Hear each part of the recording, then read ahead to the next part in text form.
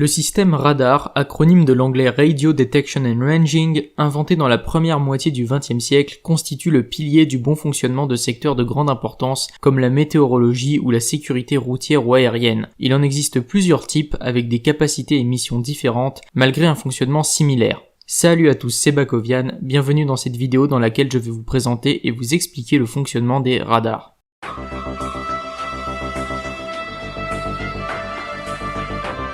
Comme dit en introduction, il existe de multiples types de radars avec chacun leur propre spécificité malgré un fonctionnement général présentant des similitudes. D'une manière générale, un radar est constitué d'un émetteur produisant des ondes électromagnétiques de fréquence de plusieurs gigahertz, c'est-à-dire envoyant des informations plusieurs milliards de fois par seconde. Ces ondes électromagnétiques sont alors envoyées par un guide d'ondes vers une antenne qui les émet vers une cible à interroger ou à observer. Il peut s'agir par exemple d'un appareil volant, d'une voiture, d'une masse d'air ou de nuages. L'onde est alors réfléchie sur sa cible et retourne vers l'antenne. Les informations reçues peuvent alors être traitées par ordinateur puis interprétées par l'utilisateur. Par exemple, en sécurité aérienne, deux types de radars sont principalement employés. Tout d'abord, les radars primaires. Leur fonctionnement est fondé sur le principe de l'écholocation. Les impulsions électromagnétiques de forte puissance émises par l'antenne radar sont converties en un front d'onde horizontal qui se propage à la vitesse de la lumière, c'est-à-dire 300 000 km par seconde. Celui-ci est réfléchi par les avions puis capté à nouveau par l'antenne en rotation sur son propre axe. Un radar primaire détecte tous les avions sans sélection, indépendamment du fait qu'ils possèdent ou non un transpondeur, c'est-à-dire qu'ils ne nécessitent pas de réponse de la part des pilotes. Ces radars permettent donc de couvrir l'espace aérien sur 360 degrés en permanence. Malgré leur praticité, les radars primaires sont insuffisants pour l'obtention de données plus techniques de la part des avions, comme leur altitude ou leur vitesse. On fait alors appel pour cela aux radars dits secondaires.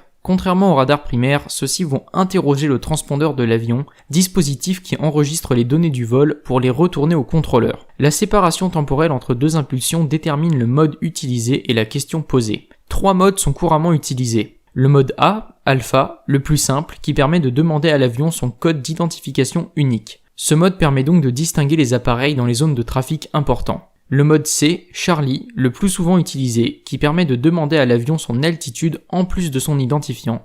Et le mode S, Sierra, qui est une extension des deux modes précédents avec une plus grande capacité de transmission et de mémoire. Des données supplémentaires peuvent alors être demandées à l'avion de différentes natures. Les radars sont également employés pour la sécurité routière, en particulier les radars dits Doppler. Ces radars tiennent leur nom de l'effet Doppler, phénomène physique qui, pour faire simple, consiste en un changement de fréquence perçu par une personne ou objet immobile d'un son provenant d'un autre objet qui lui est en mouvement. Par exemple, si vous êtes immobile sur une route et qu'une voiture émettant un son constant arrive vers vous, lorsqu'elle se rapprochera, ces ondes sonores seront plus rapprochées, la fréquence du son augmentera et le bruit vous paraîtra plus fort, il sera plus aigu. A l'inverse, quand la voiture va commencer à s'éloigner de vous, la fréquence diminuera et le son vous paraîtra moins fort, il sera plus grave. Or, il existe une relation mathématique entre la fréquence perçue par un objet fixe comme un radar et la vitesse de l'objet en mouvement. Il est donc possible grâce au radar d'évaluer la vitesse d'un objet comme une voiture en envoyant plusieurs ondes successives pour savoir par exemple si vous êtes en excès de vitesse. Les radars Doppler sont également très utilisés en météorologie dans le but de déterminer avec une grande précision la vitesse des masses nuageuses ou des précipitations. Cependant, à la différence d'un radar à onde continue, un radar météorologique est un radar à impulsion. Il émet une impulsion de très courte durée et ce de manière périodique. Cela permet de recevoir les échos de retour venant des précipitations avant que l'impulsion suivante ne soit émise et donc ainsi de suivre le déplacement d'une goutte de pluie par exemple. On peut ainsi repérer précisément la position, l'intensité et le déplacement des précipitations.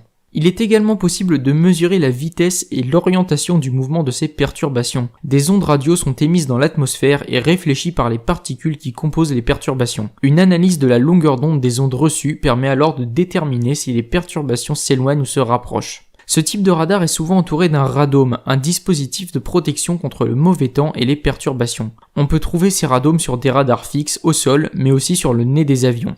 Il existe encore de nombreux autres types de radars et il serait très long de tous vous les présenter, leur fonctionnement électronique et informatique est également complexe mais néanmoins très intéressant. Je vous ai présenté le fonctionnement général des radars et leurs types les plus courants dans notre quotidien.